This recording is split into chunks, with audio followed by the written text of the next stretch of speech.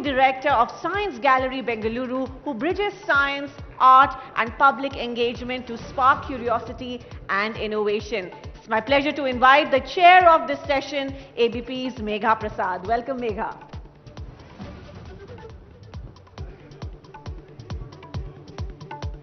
I think we could do with a louder cheer for the ladies on the stage. Like I said, an ode to Nari Shakti and an address we have been awaiting.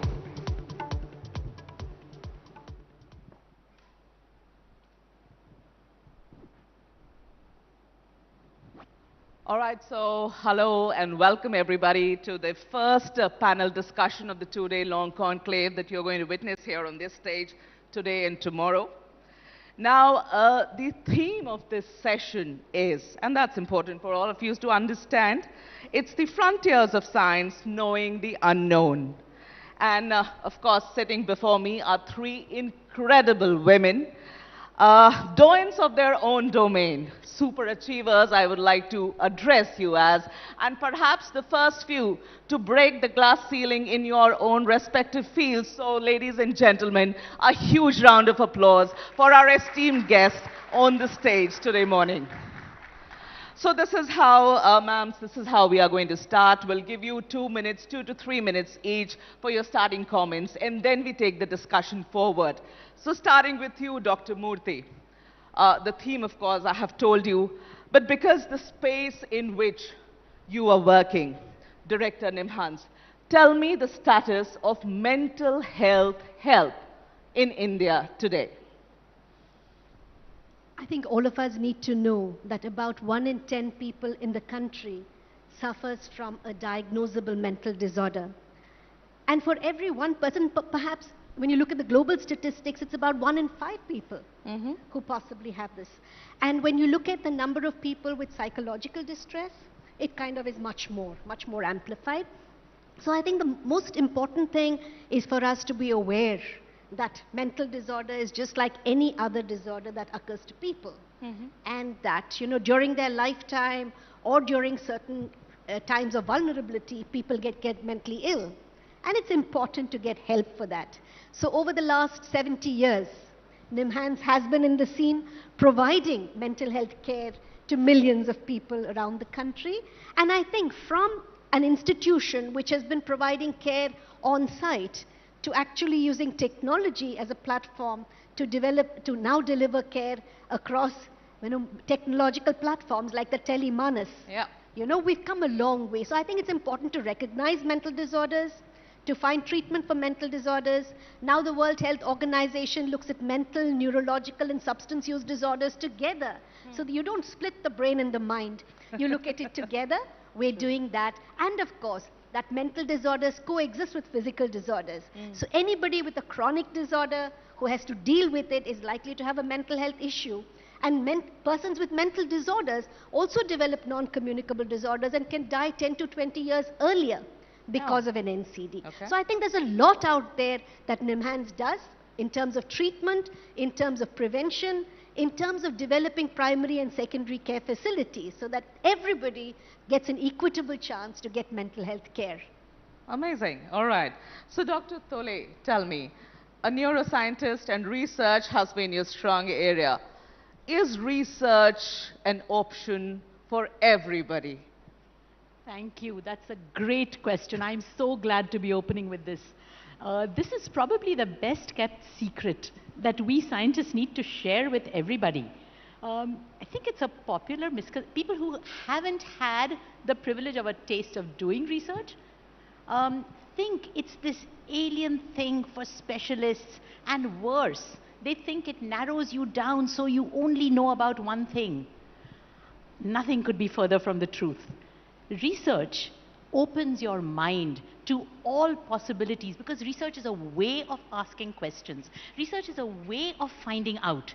Yes, you might work on a particular problem and you might find deep things about a problem, but the techniques you learn, the approaches you learn are those that train you how to explore the world.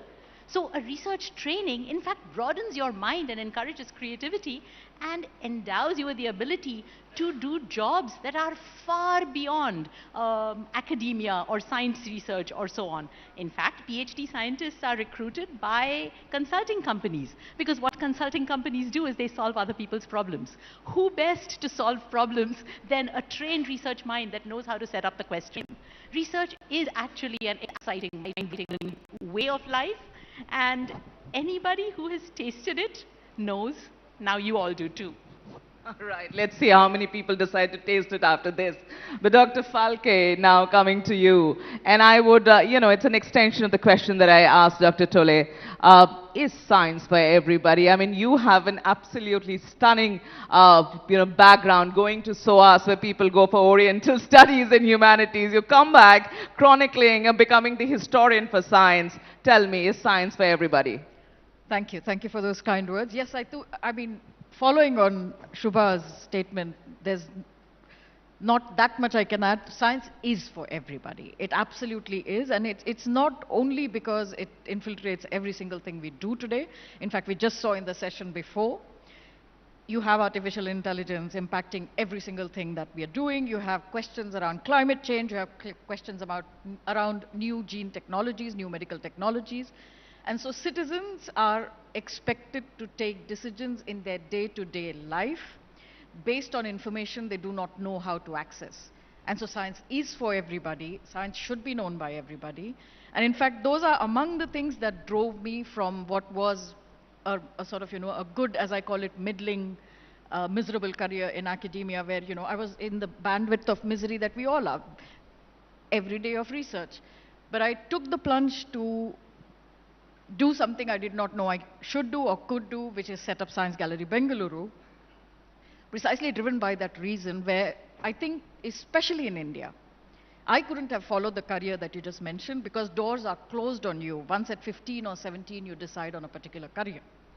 And what we need are two-way bridges between research and the public. And in order to do that, in order for the language of science, the knowledge that is created in the laboratories, but also in the human and social sciences, for that being accessible to people is a very, very important need, especially today and probably like never before.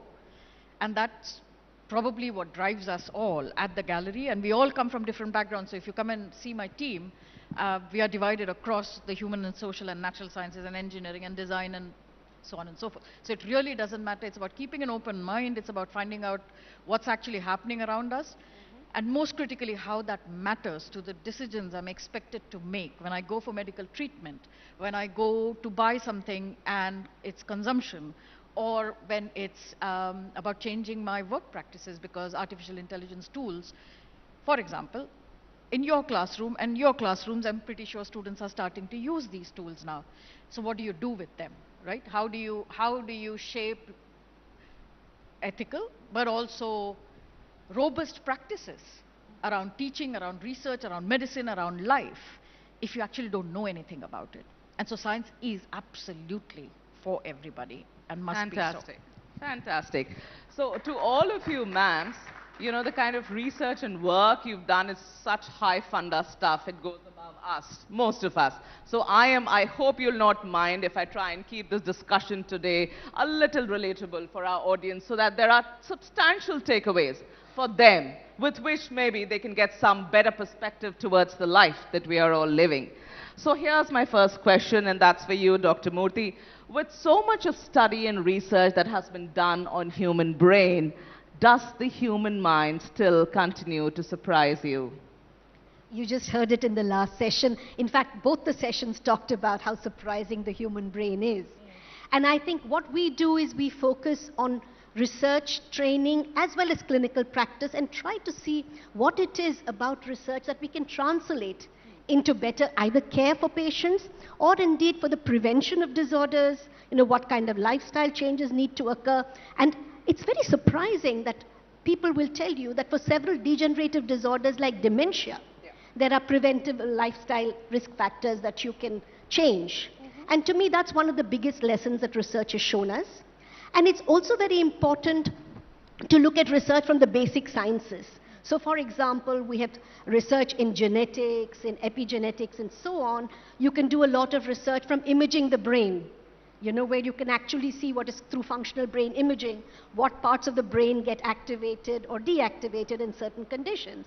So there are several other fingerprints, if you can call them, to understand the functioning of the brain and mind. And so we're trying to put all these fingerprints together, and trying to understand what is it that increases risk to various kinds of mental and neurological disorders, what indeed can be promoting factors for health, whether it's brain health or, the health of the mind, what is it that you can do? So trying to converge all of this is very exciting. And for that, you need good collaborations between scientists, between researchers, doing basic science research, which might be animal research, research that we say is on the bench, to looking at what can be converted into results at the bedside, and then what is it that you can take to the community then, for a larger kind of, mental and neuroscience help. So that's something that we're doing. And actually, last year, we got the Nelson Mandela Prize from the World Health Organization for health, for health promotion. And that's the whole idea, that before you can actually develop disease, that there are a whole lot of processes, upstream processes. One typical example that I'll give you is what can happen with adverse childhood events and how they can actually change the way the brain kind of, networks and so on, and can, cause problems later in life. So if we actually paid attention, perhaps from animal models to understanding the science of how this happens, we might be in a position to kind of intervene before problems occur. Of course, for all of us, there are very, very serious problems. How, for example, can you prevent the onset of dementia? What can you do for movement disorders? What can you do in terms of appropriate treatments for schizophrenia, for mood disorders, etc.? Minimizing the side effects that people have, and making sure that they recover, not just recover from the disease, but actually are reintegrated into society. So there's a whole lot of things that can be done, and there is a lot of exciting research, as I said, from the basic sciences, from the clinical sciences, from the neurosciences, trying to address all of these. And I think we now have the tools. And of course, we were talking about AI in the morning, so I think the use of, using big data and having analytics on that data to actually try and, find results. But at the end of it, I think something that we discussed in the morning, that compassion and empathy is really the bulwark on everything else that needs to come up. And I think as a society, humanity, humaneness is something that we mustn't forget, is really the core of all that we do. That's coming in from a doctor. All right. Dr. Tole, you've, of course, been researching extensively in this area. What's your perspective on this? On what has surprised me in my research? About the human brain. Well, I would say the most surprising experiences of my career, I've run a lab for 26 years now, is the unexpected creativity of the students that actually produce the discoveries. Our students come from all walks of life, all over the country, and they've managed to retain that spark of inquiry and curiosity almost despite our education system. Our very channeled education system that forces people to make long career decisions, medicine or engineering, and otherwise you're worthless. Oh my God, if we can bust a few myths. Everything that is interesting in biology is not medicine. Medicine is one aspect of what is interesting in biology. Everything that's interesting in physics is not engineering. Engineering is one aspect. And certainly you don't need to draw diagrams to do biology. How did you manage to convince your parents? I want to know. I mean, this was long back when you decided to take this field. My parents, actually, my dad is in the audience now at 88.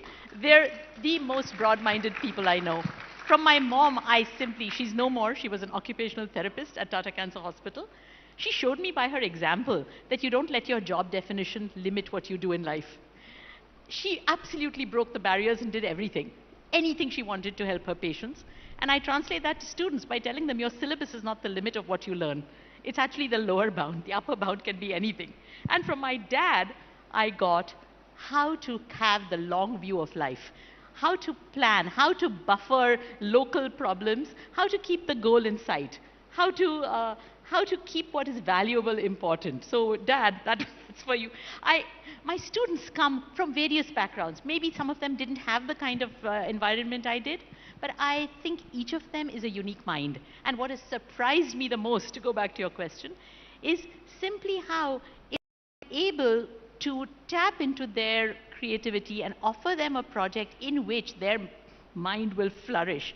We get unexpected things. So I see my lab as a neural network, and each mind doing something that I would not be able to do alone, or nor each individual, but everybody takes it in new directions, and all of our discoveries have come from matching the creativity of the student with the project, where they see something through that microscope in that brain they're looking at, which nobody else saw before them.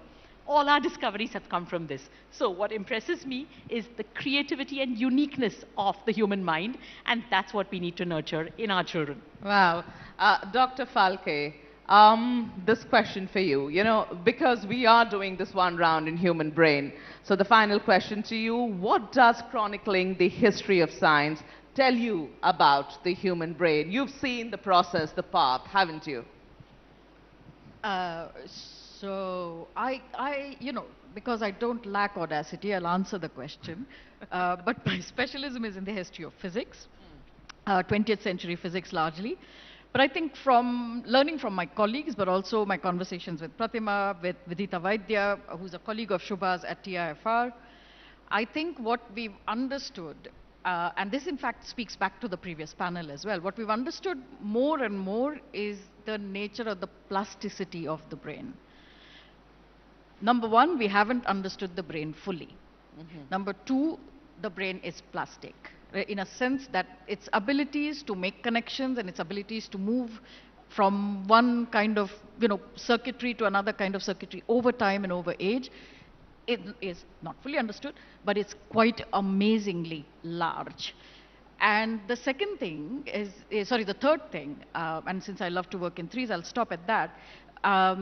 We have come, so this is the age of, as so I call Bangalore the city of bros and brews. So this is the age of the tech bros, and we see that, it's visible everywhere. That's the language in which we are today conducting our discussion on technology, on better futures, on how we imagine society to be. And in that, we have prioritized the machine to the extent that we have forgotten that the machine is actually quite a fascinating creation of our own brain. And so forgetting that is in fact undermining our own capacity to have, in one way, undermining our own capacity, not undermining, undermining, but on the other hand, sort of overestimating our capacity to have created what we could have. So to see the mirroring of natural intelligence in artificial intelligence is, to me, still quizzical, at least, if not difficult to grasp. So that would be my sort of long-term historian's view on the brain. Okay. All right. I want to get down to some brass tacks now. For the two of you, Dr. Murthy, Dr. Tole, tell me one thing. When it comes to research into this area, into human brain and looking into the mental issues, do we get adequate funding, whether it is from the government or from different sources? What is the status of that? How much help do you get when you really require it? So let me say, what you need for research is good ideas, and I think that's very, very important to have. You also need the kind of trained human resources you need to conduct research. And of course, you need the laboratory, the other kind of equipment, etc., to be able to do it. One of the things also, I think, particularly in mind and brain research, is really to have that kind of intersectoral collaboration. Because we know now that physics, for example, is as important perhaps, and an understanding of how machines work is as important perhaps as just the knowledge of how the mind and the brain works. So to that extent, a lot of collaboration is required. There are several agencies which do provide research help and research support. There's the ICMR, the DBT, the DST, to name a few. But what I also want to emphasize is that in addition to these these kind of supports that we have. Nowadays, philanthropy, for example, is really stepping it into a big way, particularly since you're talking about Bangalore. We have not only NIMHANS, we have the Center for Brain Research. There are people, for example, who have been large philanthropic supporters. For example, we have the Rohini Nilekani Foundation, which has supported NIMHANS as well as NCBS with a 5-year very generous grant to look at what might be common risks across different mental disorders.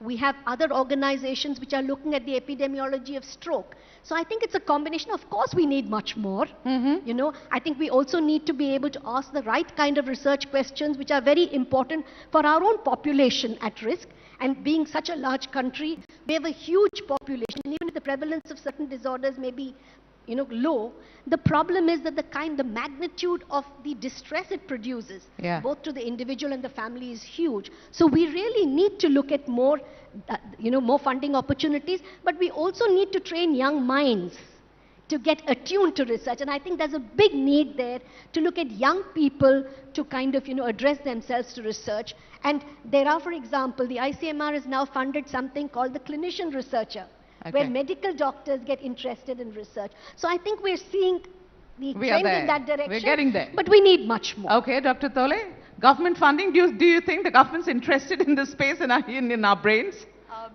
Funding. Be honest. I'll be absolutely honest. I have 2 important points to say, and I hope these actually have an impact. First, I'd like to thank the taxpayer, because your funds fund our research. Okay, in India, a great overwhelming percentage of the research funding comes from the taxpayer, and we owe it to everybody to share some of the joys of it. But 2 points. I'm not going to talk about the quantum of funds. Okay, that's whatever money there is. What I'm going to talk about is what type of human resources those funds are used for, and the timely disbursal of said funds. Okay, we can buy equipment. Buying actually fancy, gizmos, microscopes, machines to explore the atom or the brain, or lasers and so on. These can be purchased, but it's very difficult to actually appoint a person of the right abilities, training, background, and pay them enough to retain them to be able to actually operate those machines at a very high level. Okay, so the system that we have does not allow us to retain these kinds of human resources. They get sucked up by companies who can actually pay them what they deserve. Abroad, you have heads of entire facilities who might make as much or more as the faculty, but we have a little bit of a hierarchical system where only research faculty sort of can reach a certain level of. We just don't have the structure where our facilities are, and the people who operate them and who do so with great, it's not just a mechanical operation, they do so with great intelligence and investment. So you are unable to retain the best minds for the lack of money. Would you say that? For the lack of the type of position. The lack of the type of position. Okay, I'll elaborate on more on that in private, but the other point I don't want to lose is the timely disbursal of funds. Okay, I'm very privileged. I am from the Tata Institute of Fundamental Research, which is funded by the Department of Atomic Energy. Our funds are released on time, and our students get paid directly by these funds. But across India, students are paid by CSIR fellowships. These don't come on time. The very young minds who come hungrily to do research are expected to wait for months. We're talking months, okay, or sometimes more than a year even, without pay, because they will get arrears later. What's the problem? This is a problem. How are you going to inspire somebody to do research when they're not getting their monthly paycheck? This is a basic human rights problem. Funds are not dispersed on time, and we do this to our youngest people upon whom the future of the country rests. These people are going to make the next inventions, right? And this is how we treat them, okay? So timely dispersal of fellowships, timely dispersal of grants. People who are not as fortunate as I am at TIFR, they rely on grants from the DBT, DST, what will now be the ANRF. If these grants don't come on time, how are you going to compete with people whose grants do come on time? How are you going to hire the staff? How are you going to buy the equipment? If you suddenly don't get money for a year because, some piece of paperwork has not been filed, or, or so you hear after 6 months of delay. So timely, proper management of funds. I'm not questioning the quantum. I'm saying just give it on time, the country's research will thrive. Dr. Phalkey, tell me this. I mean, we heard both the ma'ams, and you know, while they do not want to say it in as many words, they pretty much expressed their distress at this issue. But you tell me, getting collaboration from the government of Karnataka, the Indian Institute of Science, the NCBC, the Srishti Institute, I believe not an easy job. I mean, when you decided on starting this science gallery in Bangalore. So my question to you is how much of being a public intellectual is also engaging with the outside world effectively? Good Lord, that's a big question. Let me just quickly add a footnote to what Shubha just said and then answer your question very, very briefly, because there's a brief answer to that question. So the first thing is, I think, inadequate as it is, science in India is is mainly funded only by the state. We have very, very little other kinds of money when compared with other countries. We also do not have an arm's length funding body for science like the National Science Foundation or the UK Research Councils and similar research councils in other European countries and other countries across the world as well. So our funding system is skewed, it is largely state funded, and that has consequences because, of course, like all processes that government runs, they're bureaucratized and run by protocol. The second thing is industry funding for research in India is very, very, very, very, very little. It's growing, but it's very little when compared with elsewhere. And I say this with full awareness of the fact that, for example, when large foundation funding comes in, fields change. And the perfect example for this is the rise of molecular biology because of two reasons. In the middle of the later half of the 20th century, following the Second World War, the world trained a humongous number of physicists, especially in America and Europe, because somehow that was the frontier of the field, particle physics, nuclear physics, so on, and high energy physics, so on and so forth. And then at some point, they had nowhere to go because there were too many. I'm caricaturing an argument, but it's not without more than a kernel of truth and value. They turned to bioinformatics and molecular biology. So physicists brought their tools to study biology, as a result of which new fields in biology were born. So what we need to also be aware of is that if foundation and private funding, and this was largely Rockefeller Foundation money, if that can change the direction of research, then what happens when the state funds research? Is that also shaping the direction of research per se, or not? Should it or not? Should there be arm's length funding bodies or not? And I think that landscape in India is so badly developed, or rather underdeveloped, that has consequences. Now coming to my own work so the setting, right, like the setting of the Science Gallery Bengaluru being established by the government of Karnataka in partnership with the Indian Institute of Science, National Center for Biological Sciences and Srishti Institute of Design was something that was in place before I came along. I've had to nurture and further those relationships, but I think this is a function of, and this is the last sentence about it, this is a function of, and the audience needs to be aware of the fact that I'm from Bombay, so don't hold it against me. Karnataka has a vision group. The government of Karnataka has a vision group in which sit academics, industry leaders, and bureaucrats. And they are often deciding on the priorities for science and engineering funding, where it should go, how it should go. This has in some ways been necessitated by the number, and I think it exceeds 500 now, of R&D units of foreign multinationals. Okay. We just again saw it in the previous panel. Are you saying the government of Maharashtra is lacking this vision? I think there is no other state in India that has it. Okay. Don't make me say anything. I'm from Bombay, dude. I hope the government and the Chief Minister is listening.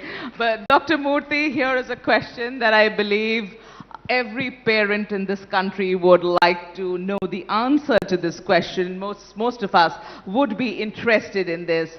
The question is, does the use of technology, and when I say technology in the form of everyday gadgets, like the mobile phone, the video game, the PlayStations, infants getting hooked on to something called Cocomelon on YouTube, does that really impair the brain functioning, affect the brain functioning and the memory in any manner whatsoever?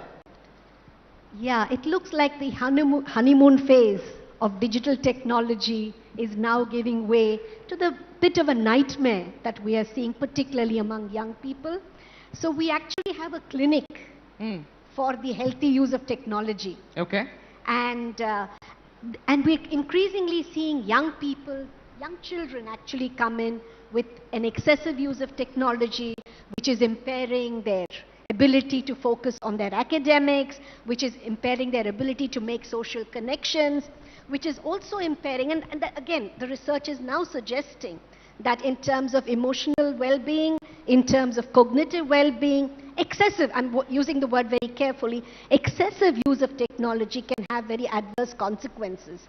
People are looking at the time spent for example, in front of a desk, and the ergonomic consequences it can have on the musculoskeletal system. So right from the brain, emotions, cognitions, as well as other ergonomics, and finally, of course, the social connectedness. Especially for people who have difficulty with social connectedness, it's very easy to get addicted to a gizmo or a gadget. And that furthers their difficulty in terms of making those social connections. So we still don't have global guidelines or indeed national guidelines on exactly what is the time that you can safely use with gadgets. But of course, there's a lot of... But you're getting such patients. You know, Of course we are, I want to connect this with something that I got to know very recently, just blew my mind. This was a doctor at AIMS who was treating a child, the child who was not being able to connect with his surroundings, not talking much, very quiet, not interacting. You know what he ended up saying? He said that while the mother was carrying this child, while she was pregnant, she was perhaps hooked on to the phone and TV a bit too much. And that's why the child is like that. And I want to know if that is true. I mean, he came back to me saying, Madam, mujhe doctor sahab ye keh rahe hain, aisa hua hai kya? It's a very attractive medium to get, engaged with. Yeah. And when you look at the brain circuits for addiction, there are what are called the reward circuits for addiction. And in fact, last year when I was going to the Delhi, through the Delhi airport, there was this young infant of about 8 months, in one of those little baskets. And the parent, to quieten the child, because the child was crying, was showing the child something on her mobile phone. Yeah. So when children are accustomed to looking at these and getting immediate kind of gratification, it is indeed very easy for them to kind of get hooked onto it. And similarly for slightly older children as well, because these are things that give a high, just like, for example, we talk about chemical addictions, you can have behavioral addictions as well, whether it's technology, whether it's, using the mobile phone, whether it's pornography, whether it's online shopping. These things are potentially capable, particularly in vulnerable individuals, for an addiction to develop. And that's why it's so important to make sure that technology is used for the right purposes. Otherwise, there can be these negative side effects. And indeed, we see a lot of children, a lot of parents seeking help for this. So clearly, this is a problem. And, to the extent that a child sometimes spends 8 to 10 hours not even eating on time. Yes. Forget about sleeping, getting the physical activity. So it's a real problem that I think we need to address. It's a real problem. Dr. Tole, Dr. Phalkey, you'd like to chip in here? I need to join that clinic at NIMHANS because I'm on my phone all the time. I work on my phone. So here's the thing, right? And please allow me to repeat something which you'll hear me repeat until I'm alive and able to speak, which is something that a historian of technology said. He was at Georgia Tech, where I studied. He's got something called 10 laws of technology, Kranzberg's 10 laws of technology. And the first one is technology is neither bad nor good, nor is it neutral. And I think that's the piece that we need to kind of work with. And our work habits have changed, right? Which means that I'm expected to work when I'm in the car. I'm expected to take a call. People panic when you don't answer the phone for 15 minutes. As a result of which I developed 2 tennis elbows. So, from just texting too many times, for multiple hours. So healthy use of technology clinic, I'm getting myself admitted. Thankfully, it's in Bangalore. But I also, need to go for occupational and physical therapy following this. So there is, technology it is ubiquitous. It is there and it's taking different forms, and we build our relationships to it. And that's why the thing I said about, the culture of how, the culture around how we are discussing technology and human future is very important. What are we expected to do with technology? What is seen to be good use of technology? Am I supposed to be the efficient technology user who, at the cost of this body, which holds the mind that actually made that machine possible in the first instance? Or am I expected to get that machine to do my dishes so that I can actually sit and read a book? Right. So finally, now coming to the last question that I would like to throw at all of you, trying to address the elephant in the room. Everybody knows this is a problem, but nobody really talks much about it. And this is about the mental illness. The mental disorders that people like us, our generation after us, have been in a very, very wide, extensive manner been facing at this moment. In our society, see, when it comes to a mentally ill person, he is discriminated upon. I mean, that's something we've all lived, seen, experienced, what happens to people like that. But even things like just anxiety, depression, mild bipolar disorder.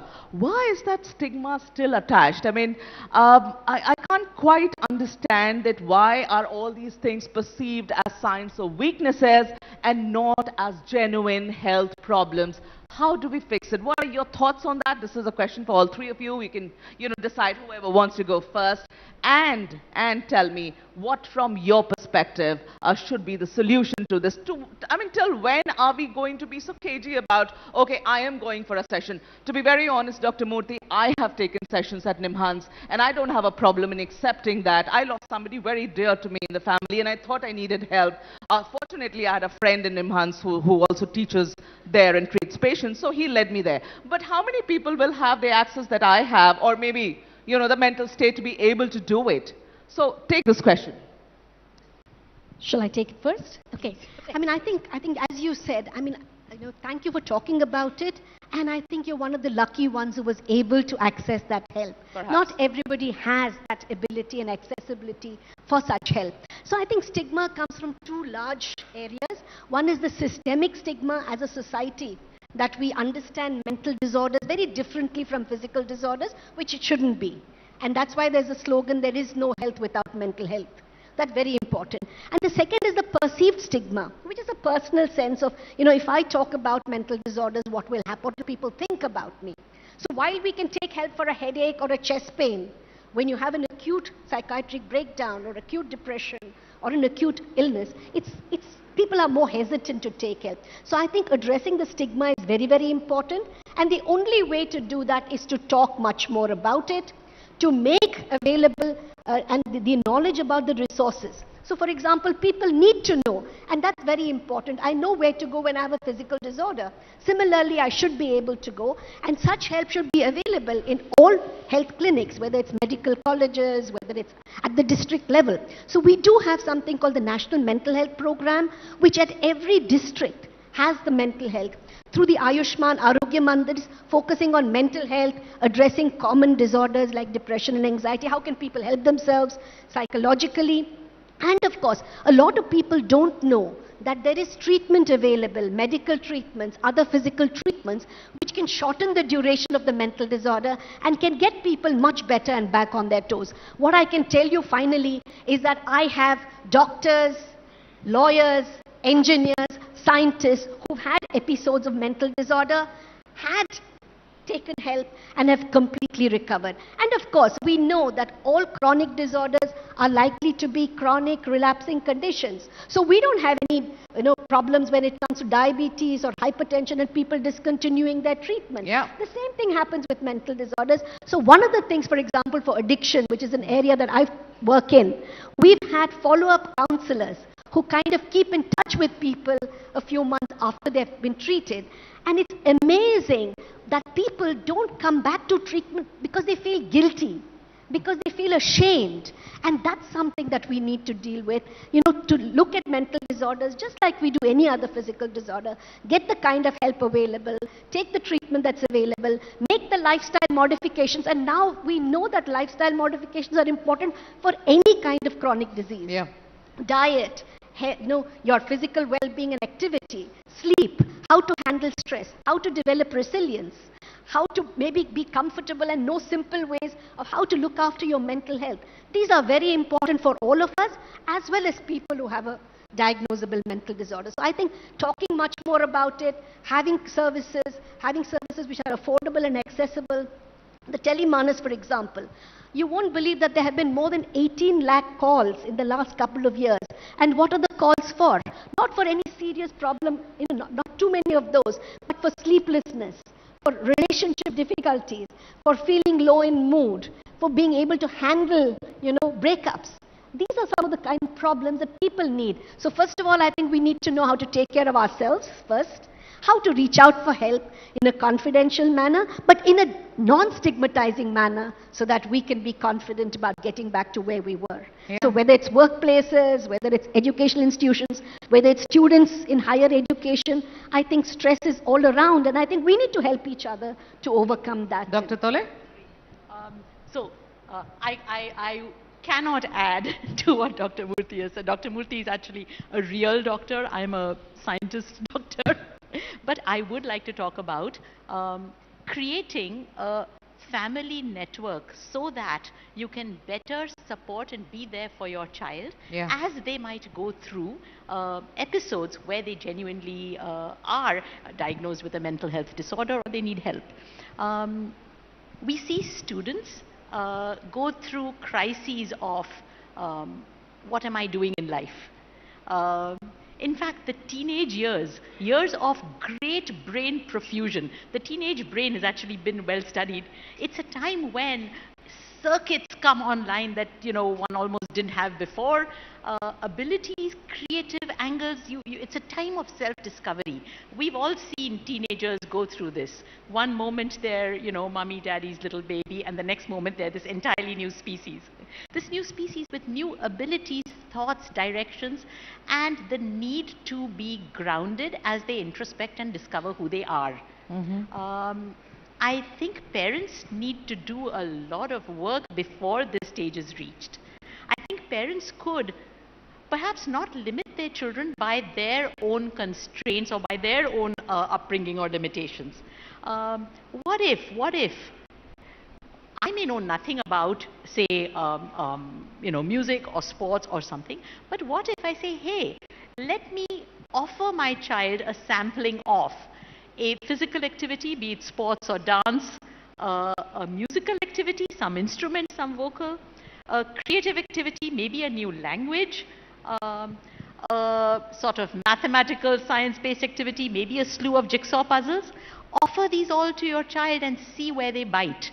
You may have never been interested in one of these, but hey, your child might discover something and then discover how to grow that ability. And then when they go through their self-discovery, they know that the parents are okay with it. And this can be a metaphor of many things, right? Your child will go through self-discovery, and if they're okay telling the parents about it and knowing that the parents are going to help them, even if the parent doesn't know anything about that field. Okay, a sort of example, when my child was 4, Abhay, he joined me in Kathak class under Sanjukta Wagh. Today he's 22, he's been learning Kathak all the time. He's a history major at Ashoka. Okay, my husband and I are both scientists. We discovered the fact that historical analysis actually has parallels with scientific analysis. And we have discussions about this. Our wonderful education system makes us choose between arts and science. And now we're discovering the joys of history through my son, who has decided to take up Kathak as a professional career. And it is a joy to support him in this. It is the job of children to extend us in new directions. And if we help them in their times of crisis, as they go through self-discovery, I think everybody would be so much happier and we would make so many more advances. Absolutely. Dr. Phalkey, finally, closing comments with you. Are we still a long way when we try and equate a diabetes and a blood pressure and a bipolar mental disorder? So here's the thing. We did an exhibition called Psyche just after the pandemic. It was online. My learning from that exhibition was that here's the thing. If there's a problem with your eye, or even the perception of sight is managed in the brain. What I'm trying to say is that we perceive the brain in the brain. That's not true of any other sense or any other function of our body. So if there's what do I mean by that, right? Like you understand touch through your brain, but you understand the brain again through your brain. And what that means is that when there is a problem in managing your mind or maybe even parts of your, some kind of circuitry in your brain. It has to be perceived by the self-same organ. And that's actually just absolutely incredible to, when I grasped it, it was just incredible to understand. But that's what we're dealing with, right? Like there's an incredibly complex organ that we possess, that we understand very little about, and we have to make sense of it when it goes wrong for ourselves and with the help of others who understand it equally inadequately. Right. Right? And so I think that journey is going to be a difficult one, but it's also a beautiful one because you recognize and you realize different parts of your own perception, your own abilities in being able to do that. And to summarize a conversation that we had, in fact, at Manotsava, a mental health festival organized at NIMHANS, where in the panel with your colleague Vidita Vaidya and Nachiket Moore, the conclusion was as follows. You need to sleep well, you need to exercise well, and you need to develop and maintain different kinds of sociality. People at work, people in the family, as you mentioned, people around you, siblings, people you choose to have in your life. Build and deepen and maintain those relationships. Those are the three things one can do in that journey towards just grappling, understanding, building your perception and your brain. Thank you. Thank you really for the advice, and thank you for flying in from Bengaluru for this session.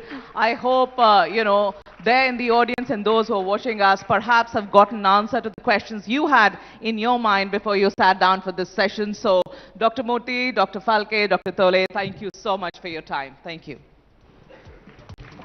Thank you indeed. Some very passionate speakers on the dais and brilliant women who've shared so openly and with such candor with us. Thank you, ladies. Please do stay on stage. To felicitate Dr. Murthy, can I invite Sushruti Bajaj, Assistant Director from Sharda University, to please join us. Meghan, it'll be great if you can stay on stage as well during the felicitations. Can I have Shruti Bajaj on stage, please?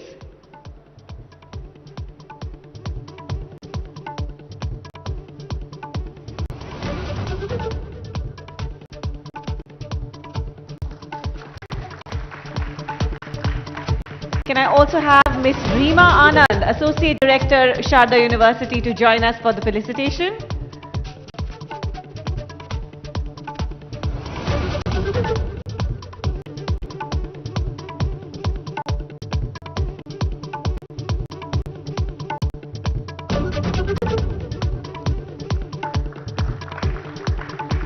And I also request Mr. Shailesh Hegre, VP Sales, ABP Network, to join us to felicitate our speakers.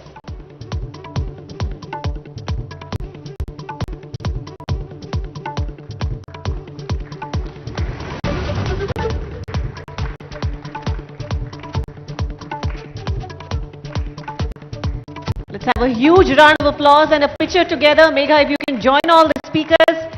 A brilliant photograph marking a brilliant session. Thank you so much, Dr. Phalkey, Dr. Tole and Dr. Murthy, for sharing your thoughts with us today.